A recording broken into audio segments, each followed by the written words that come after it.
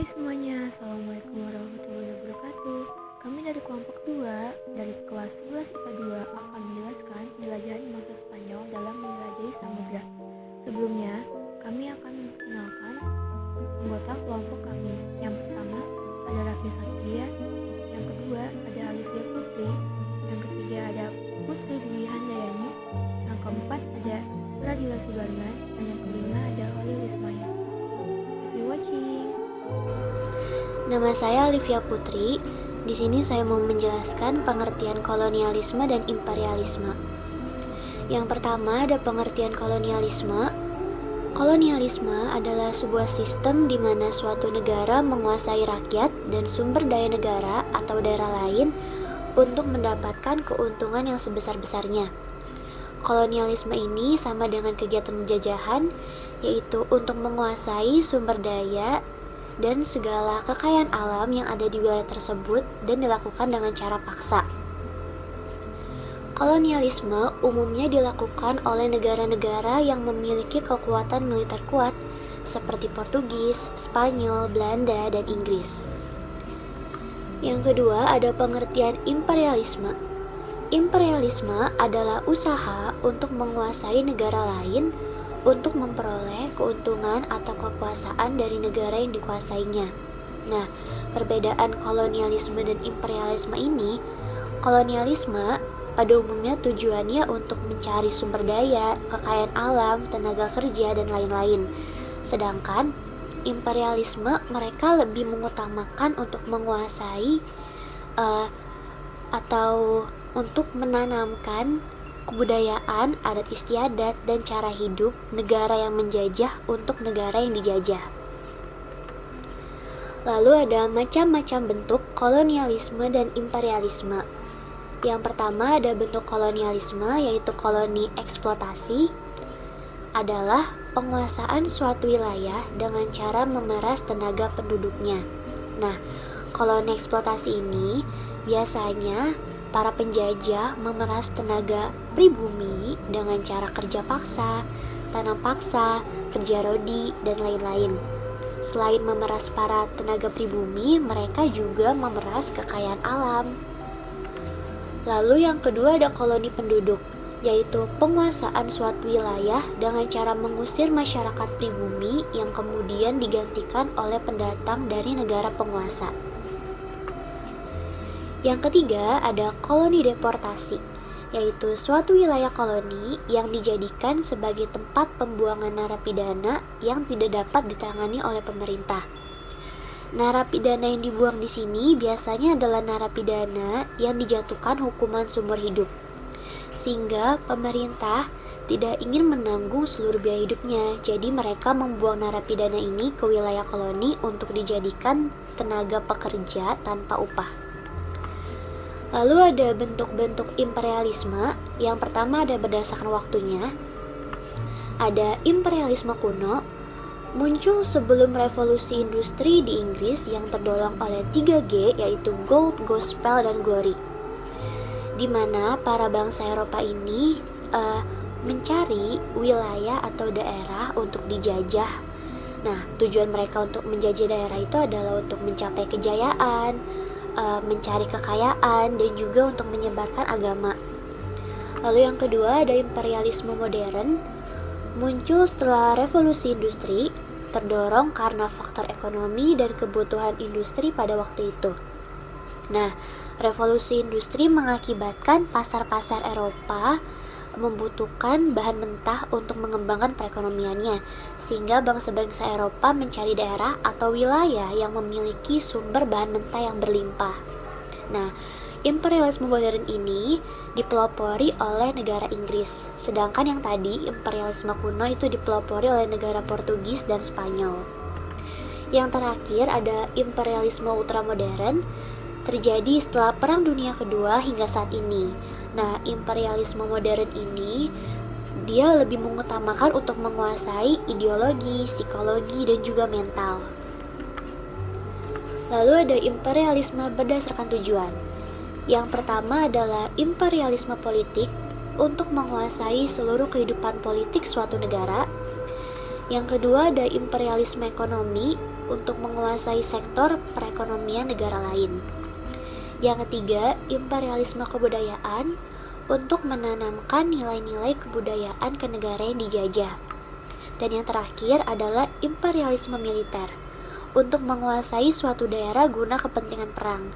Nah, imperialisme militer ini dia biasanya mencari wilayah atau daerah yang memiliki kondisi strategis guna mempertahankan pada saat perang. Nah, itu tadi adalah pengertian dan macam-macam bentuk dari kolonialisme dan imperialisme. Faktor lahiran kolonialisme dan imperialisme terbagi menjadi dua, yaitu ada faktor utama dan faktor pendukung. Di sini saya akan membahas faktor utamanya. Faktor utama lahiran kolonialisme dan imperialisme. Ada 3 semboyan yang biasa kita kenal sebagai 3G, yaitu gold, glory, dan gospel. Yang pertama adalah gold atau kekayaan, berhubungan dengan teori merkantilisme, yaitu kesejahteraan suatu negara yang ditentukan oleh banyaknya aset, modal, dan volume perdagangan global suatu negara. Maka bangsa Eropa mulai berlomba-lomba mengumpulkan kekayaan dan mengumpulkan emas, perak, dan barang tambang lainnya. Lalu pada perkembangannya bangsa Eropa berfokus pada rempah-rempah yang menjadi komoditas yang bernilai tinggi. Selain itu, rempah-rempah juga menjadi bumbu favorit para raja. Yang kedua ada glory atau mencari kejayaan sebagai sebuah negara. Perjalanan samudra dipelopori oleh Portugis dan Spanyol. Ambisi Portugis yaitu ingin membuktikan bahwa mereka mampu membangun bangsanya menjadi bangsa yang besar. Portugis akan menancapkan Padrao sebagai simbol tercapainya perjanjian kerjasama dengan penguasa lokal. Dan yang terakhir ada gospel, yaitu keinginan untuk menyebarkan agama Nasrani atau Kristen ke seluruh dunia. Kerajaan Portugis dan Spanyol itu sendiri menganut agama Katolik. Maka dari itu, isi dari kolonialisme dan imperialisme adalah menyebarkan agama Nasrani ke seluruh dunia. Akan tetapi, pada tahun 1500, Portugis gagal menjalankan misinya ke Nusantara, dikarenakan banyaknya perlawanan di Nusantara, salah satunya perlawanan dari Kerajaan Ternate dan Kerajaan Demak. Selain adanya faktor utama lahirnya imperialisme dan kolonialisme, ada juga faktor pendukung lahirnya imperialisme dan kolonialisme. Yang pertama yaitu adanya penemuan baru seperti ditemukannya kompas, navigasi, dan kartografi atau alat pembuatan peta. Nah, yang kedua yaitu adanya kisah perjalanan Marco Polo yang ditulis dengan buku yang berjudul The Travel of Marco Polo atau dengan versi Italinya yaitu Il Million atau The Million. Nah, yang ketiga yaitu adanya faktor Portugis dan Spanyol yang menjadi tempat pengungsian pengusaha dan pekerja-pekerja terampil asal Konstantinopel yang pada saat itu dikuasai oleh Ottoman pada 1453. Nah, faktor yang pertama yaitu adanya penemuan baru dalam berbagai bidang, termasuk dalam bidang maritim, seperti ditemukannya kompas, navigasi, dan kartografi atau alat pembuatan peta. Nah, antara abad ke-15 sampai abad ke-17, bangsa Eropa memasuki abad penemuan atau disebut dengan abad eksplorasi. Para ahli menyatakan, setelah jatuhnya Konstantinopel, hal ini mendorong bangsa Eropa untuk berpikir keras mencari pusat perdagangan rempah-rempah yang baru. Nah, kemudian faktor yang kedua yaitu adanya semangat idealisme para penjelajah. Contohnya seperti teori Kopernikus yang menjelaskan bahwa matahari merupakan pusat bumi, serta penemuan Galileo Galilei yang menjelaskan bahwa bumi itu bulat. Penemuan-penemuan ini menantang para penjelajah untuk membuktikan teori-teori tersebut. Kemudian, mereka berturut-turut para penjelajah di bangsa Eropa berlayar menuju ke samudra untuk pergi ke berbagai benua.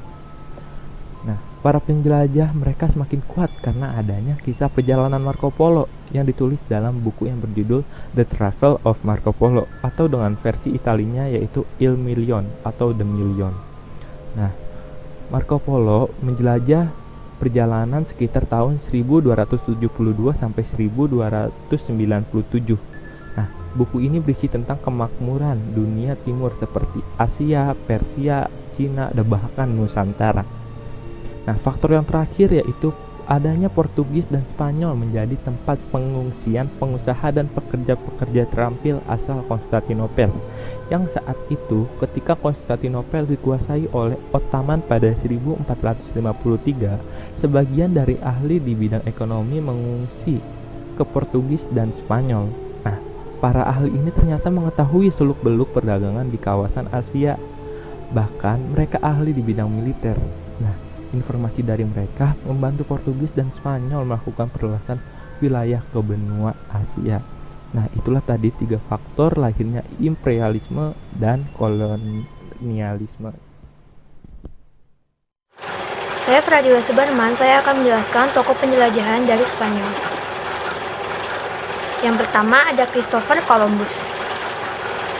Pada tahun 1492, di ekspedisi maritim transatlantik yang berbasis di Spanyol yang dipimpin oleh penjelajah Italia Christopher Columbus, ia menemukan benua Amerika, benua yang hampir tidak dikenal di dalam dan di luar sistem politik dan ekonomi dunia lama.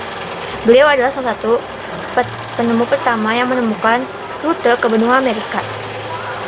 4 pelayaran Columbus menyebabkan pengetahuan luas bahwa ada benua di barat Eropa dan Asia Timur. Terobosan dalam pengetahuan geografi ini membuka periode eksplorasi, menaklukkan, kolonisasi, pertukaran biologis, dan perdagangan transatlantik. Selanjutnya ada Francisco Pizarro. Francisco Pizarro adalah seorang conquistador atau penakluk yang dilahirkan di Trujillo, Spanyol pada kisaran tahun 1475. Ia mengabdi di Italia dan bergabung dengan ekspedisi yang menemukan Samudra Pasifik pada tahun 1513. Pada 1526, ia dan Diego de Almagro berlayar ke Peru dan pada 1531 mulai penaklukan kerajaan Inca. Ia membunuh Raja Inca, yaitu Atahualpa, lantas mengkonsolidasikan kerajaan baru, mendirikan Lima pada 1535 dan kota-kota lainnya. Lanjut pada tahun 1537, Pizarro berselisih dengan Almagro mengenai masalah pengawasan kota Cusco. Terlalu tua mengatasi masalah itu sendirian, Pizarro mempercayakan komando angkatannya pada saudaranya yang mengalahkan dan menghukum mati Almagro. Segera setelah itu, sebagai pembalasan, pengikut Almagro membunuh Pizarro pada 26 Juni 1541. Ketiga ada Hernán Cortés. Bernama lengkap Hernán Cortés Marqués del Valle de Oaxaca. Ia lahir di Medellín, provinsi Extremadura, Spanyol pada tahun 1485. Dari pasangan Martin Cortés de Monroy dan Catalina Pizarro Altamirano. Keluarganya merupakan golongan priai yang dihormati meski tak sekaya dan sebesar priai lainnya. Bisa dibilang beliau berasal dari kalangan rendah. Tetapi Cortés yang dikenal sebagai penakluk sukses sejatinya tak punya jam terbang tinggi dalam hal perang. Pendidikan terakhirnya adalah ilmu hukum di Universitas of Salamanca. Dan tidak tamat, baru 2 tahun kuliah ia merasa bosan dan berhenti. Cortés berpaling dari dunia pendidikan dan mulai dengan kisah-kisah penemuan emas dan kekayaan lainnya di dunia. Cortés juga merupakan salah satu raja yang berhasil menaklukkan Meksiko. Cortés terkenal kejam pada saat membabas habis suku Aztec yang ada di Meksiko. Selanjutnya ada Ferdinand Magellan. Pada tanggal 10 Agustus 1519, Magellan berlayar ke barat didampingi oleh Kapten Juan Sebastian Elcano dan seorang penulis dari Italia yang bernama Pigafetta. Penulis inilah yang mengisahkan perjalanan Magalhães Elcano mengelilingi dunia yang membuktikan bahwa bumi itu bulat seperti bola. Pada tahun 1520, setelah menyeberangi Samudra Pasifik, sampailah rombongan Magalhães di Kepulauan Massawa. Selanjutnya, kepulauan ini kemudian diberi nama Filipina, mengambil nama dari Raja Spanyol yang bernama Philips II. Dalam suatu pertempuran melawan orang Mactan, Magalhães gugur pada tanggal 27 April 1521. Akibat peristiwa itu, rombongan bergegas meninggalkan Filipina dipimpin oleh Sebastian Elcano menuju ke Kepulauan Maluku. Sebastian Elcano juga saat menuju ke Maluku, ia mencari rempah-rempah di sana. Magellan dianggap sebagai orang besar dalam dunia pelayaran karena menjadi orang pertama kali berhasil mengelilingi dunia. Raja Spanyol memberi hadiah sebuah tiruan bola bumi atau globe. Pada tiruan bola bumi itu dililitkan pita bertuliskan, "Engkaulah yang pertama kali mengitari diriku." Yang terakhir ada Juan Sebastian Elcano. Juan Sebastian Elcano atau Elcano ini lahir di kota Getaria pada tahun 1476. Dia tewas di Samudra Pasifik pada tanggal 4 Agustus 1926. Dia adalah penjelajah Spanyol berkebangsaan Basque yang pertama kali berhasil mengelilingi dunia secara harfiah. Ia adalah bagian dari penjelajahan Magellan setelah kematian Magellan di Filipina. Elcano meneruskan komando Nao Victoria dari Maluku hingga ke Sanlúcar de Barrameda di Spanyol. Elcano ini menjadi kapten di kapal Raja Karl kelima Spanyol dan membawa 249 orang lainnya menuju ke Filipina. Dan secara teknis, ia adalah kapten dari Eropa yang pertama kali berhasil mengelilingi dunia. Bukan Magellan ataupun Columbus, tapi Juan Sebastian Elcano. Magellan hanya berhasil setengah jalan sebelum dibunuh atau terbunuh di Filipina. Hanya saja sebelumnya, ia pernah berlayar dari Eropa ke Kepulauan Maluku untuk mencari rempah-rempah yang ada di Maluku. Sehingga hanya sedikit lagi sebelum ia secara personal bisa dianggap mengelilingi dunia secara sepenuhnya. Sementara Columbus hanya berhasil sampai di Kepulauan Karibia saja. Dan Juan Sebastian Elcano ini benar-benar mengelilingi seluruh dunia bersama awak kapal lainnya yang berjumlah 249 itu. Sementara untuk status manusia pertama yang berkeliling dunia bisa diperkirakan diraih oleh Enrique dari Melaka.